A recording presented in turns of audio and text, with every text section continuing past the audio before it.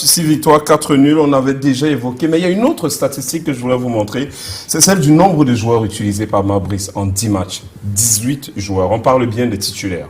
Donc, il a le plus souvent rôdé autour de 9, voire 10 hommes. 18 joueurs utilisés depuis sur toutes ces listes. Rarement des changements, le plus souvent en attaque, peut-être Baléba remplacé, ou en défense, quand un Gandé n'est pas là, il peut prendre un autre défenseur, ou même en attaque, essayer avec Magri et autres. Mais 18 principaux pour ceux qui sont des titulaires.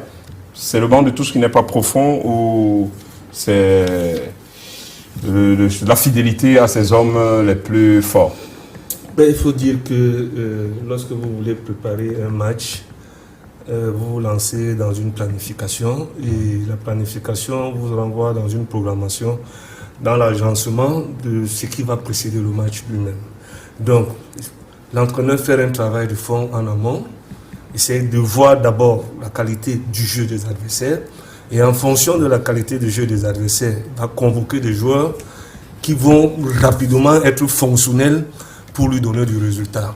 Pour la simple et bonne raison que cette période n'ouvre pas un véritable temps de préparation. Donc l'entraîneur, en convoquant les joueurs, va convoquer des joueurs qui peuvent rapidement être fonctionnels, déjà dans les tandems, déjà dans la cohésion, et qui peuvent être accessibles ou réceptifs à ce qu'il va vouloir mettre sur pied comme un projet. Et lorsque vous partez sur cette base, nous savons tous que plus des joueurs jouent ensemble, plus ils ont tendance à avoir de l'homogénéité, de la complémentarité et une bonne cohésion.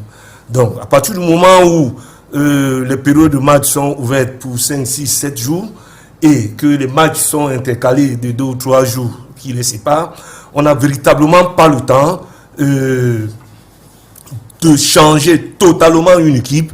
On a plus besoin de mettre plus en confiance ce qu'on a choisi et les choisis de potentiels réserves.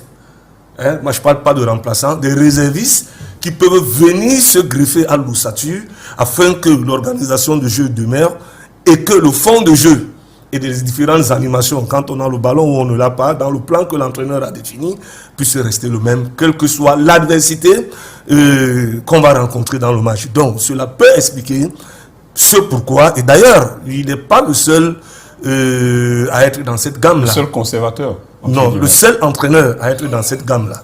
Nous avons vu des grandes compétitions comme l'Euro, comme la Coupe du Monde, où, même si c'est un tournoi, où les entraîneurs n'ont pas utilisé plus de 16 joueurs. Plus de 16 joueurs. Donc, nous sommes là. L'important, c'est quand même que au fil des matchs, il y a 1 ou 2 nouveaux qui arrivent. Il y a 2 ou 3 qui ont été convoqués, qui ne sont pas rappelés. Ça voudrait dire qu'au même moment qu'il va à la quête du résultat, au même moment, il ne perd pas de vue le fait qu'il y a certains talents qui montent, qui peuvent voir à l'occasion même d'un regroupement, même s'ils ne jouent pas, et certains à qui il peut accorder du temps de jeu, et certains qui, par rapport aux adversaires et aux contextes, et même de la performance en club, ne peuvent pas être appelés. Donc, ça peut expliquer pourquoi est-ce qu'en 10 rencontres, on n'a utilisé que 18 joueurs.